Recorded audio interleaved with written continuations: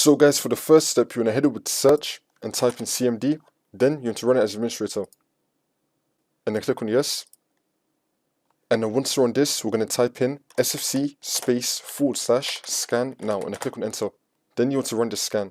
We can run the scan in the background as you complete the next steps in the video, so you just want to minimize this. And now for the next step, you want to head over to search again and type in check for updates. Click on it. And then once you're on this, you're going to scroll down and then click on advanced options. And then once you're on this, you want to turn this on. Receive updates for other Microsoft products. You want to turn this on. Now you want to go back to Windows Update.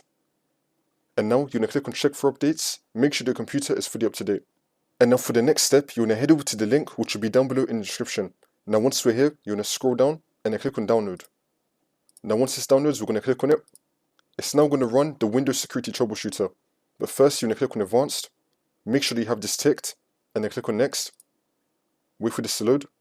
If it detects anything, it's going to fix it for you. And now for the next step, you want to head over to search again and type in Windows Security. Now you want to right click on it and then click on app settings. And then once you're on this, you want to scroll down and then click on terminate. Now you want to scroll down again and then click on reset.